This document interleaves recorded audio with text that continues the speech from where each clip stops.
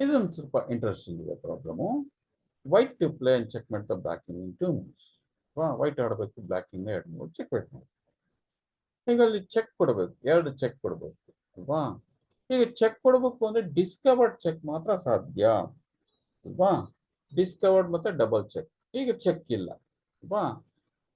ಈಗ ಈ ಚೆಕ್ ಕೊಡಬೇಕು ಅಂದ್ರೆ ಫಸ್ಟ್ ನೈಟ್ ನ ಬೇರೆ ಕಡೆ ನಡೆಸಿದ್ರೆ ರೂಕಿಂದ ಕಿಂಗ್ ಚೆಕ್ ಬರಂಗ್ ಮಾಡಬಹುದು, ಡಿಸ್ಕವರ್ಡ್ ಚೆಕ್ ಅಲ್ಲಿ. ಈಗ ನೈಟ್ ನ ನಾವು ನೋಡಿದ್ರೆ 8 ಕಡೆ ತೆಗಿಬಹುದು ಇಲ್ಲಿಂದ.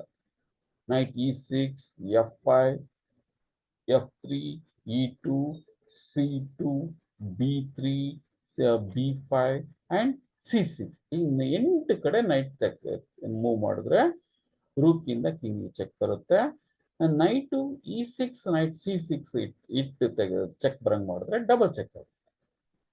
ಈಗ ನಾವು ನೈಟ್ನ ನಾವು ಇಲ್ಲಿ ಇಟ್ಟು ಚೆಕ್ ಕೊಟ್ರೆ, ನೈಟ್ ತಗೊಂಡೋಗಿ E6 ಚೆಕ್ ಚೆಕ್ ಕೊಟ್ರೆ ಡಬಲ್ ಚೆಕ್, ನೈಟ್ ಇಂದ ಚೆಕ್ ಬಂತು, ರೂಕ್ ಇಂದ ಚೆಕ್ ಬಂತು. ಈಗ ಡಬಲ್ ಚೆಕ್ ಬಂದಾಗ ನೋಡಿ, ಬಿಷಪ್ ಇಂದ ಹೊಡೆಯಕ್ ಬರಲ್ಲ ನೈಟ್, ನೋಡಿ ತಗೊಳದೇ ಇಲ್ಲ, ವಾಪಸ್ ಹೋಗ್ತದೆ. ಮತ್ತೆ ಪಾನ್ ಇಂದ ನೈಟ್ ಹೊಡೆಯಕ್ ಬರಲ್ಲ, ಯಾಕಂದ್ರೆ ಈ ಹೊಡೆಯಕ್ ಬಂದ್ರೆ ಮತ್ತೆ ಇಲ್ಲಿಂದ ಚೆಕ್ ಇರುತ್ತೆ. ಹಾಗಾಗಿ ಅವನೇನ್ ಮಾಡ್ತಾನೆ, ಕಿಂಗ್ ನೋಡಿ ಈ 7th ರ್ಯಾಂಕ್ ಇದೆ, 7th ರ್ಯಾಂಕ್ ತಪ್ಪಿಸ್ಕೊಂಡ್ಬಂದ್ಬಿಡ್ತಾನೆ ಅಲ್ವಾ.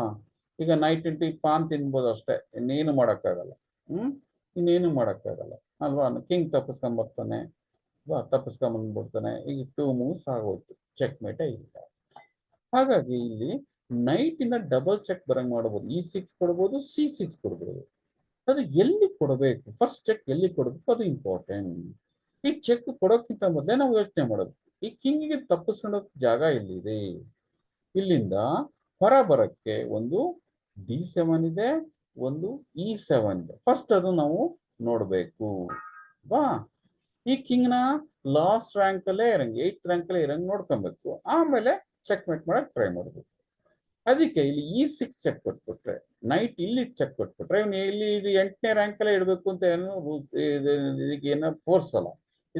It's not a force move. King ತಪ್ಪಿಸ್ಕೊಂಡ್ ಬರೋಕ್ಕೂ ಜಾಗ ಇದೆ. ಕಿಂಗ್ ಇಲ್ಲಿಗೂ ಹೋಗ್ಬೋದು ಅಥವಾ ಇಲ್ಲಿಗೂ ಬರ್ಬೋದು ಅಲ್ವಾ.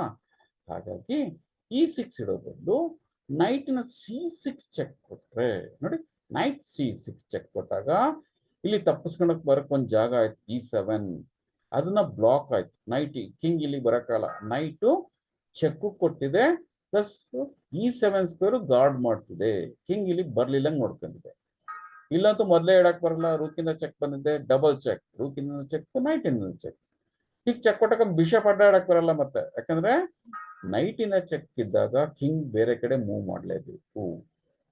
ಈಗ ಕಿಂಗು B7 ಇಲ್ಲ, ಕಿಂಗ್ E7 ಇಲ್ಲ, ಕಿಂಗ್ ಒಂದೇ ಜಾಗ, king E8.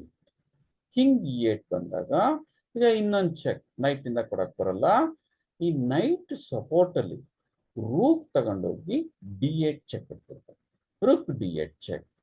Rook D8 check ಕೊಟ್ಟ ಮತ್ತೆ ಕಿಂಗ್ ಇಂದ ಹೊಡೆಯಕ್ ಬರಲ್ಲ, ಯಾಕಂದ್ರೆ ಕಿಂಗ್ ಇಂದ ರೂಕ್ ಹೊಡೆಯಕ್ ಹೋದ್ರೆ ನೈಟ್ ಇಂದ ಪುನಃ ಚೆಕ್ ಬರುತ್ತೆ ಕಿಂಗಿಗೆ. ಕಿಂಗ್ ನ ಮತ್ತೆ ಚೆಕ್ಕಿಗೆ ತರಂಗಿಲ್ಲ ಹಿಂಗೆ ಚೆಸ್ ಅಲ್ಲಿ. ಕಿಂಗ್ ಅಂತೂ ಇಲ್ಲಂತೂ ಹೋಗಕ್ ಬರಲ್ಲ ಈ ಕಡೆ. ಸರ್ ನಾವು ಕಿಂಗ್ ಇಲ್ಲಿ ಇಡ್ತೀವಿ ಅಂತಾರೆ ಕೆಲವು ಮಕ್ಕಳು ಅಲ್ವಾ. 7th ರ್ಯಾಂಕ್ ಪೂರ್ತಿ ಆಕ್ಯುಪೈ ಆಗಿದೆ, ಕಿಂಗ್ ಇಲ್ಲಿ ಹೋಗಕ್ ಬರಲ್ಲ. ಇಲ್ಲಿಂದಾನೆ ಚೆಕ್ ಇದ್ದಾಗ ಕಿಂಗ್ ಇಲ್ಲಿ ಇಡಂಗೆ, ಇಲ್ಲಿ ಯಾಕೆ ಹೆಂಗ್ ಇಡಕ್ ಬರುತ್ತೆ F7 ಅಲ್ಲಿ ಬರೋದಿಲ್ಲ. Knight already E7 square occupy ಮಾಡಿದ್ರೆ ಕಿಂಗ್ E7 ಇಡಕ್ ಬರಲ್ಲ, ಯಾಕಂದ್ರೆ ನೈಟ್ ಆಲ್ರೆಡಿ ಕವರ್ ಮಾಡಿದೆ. Checkmate. ಈ ರೀತಿ ನಾವು 2 ಮೂವ್ಸ್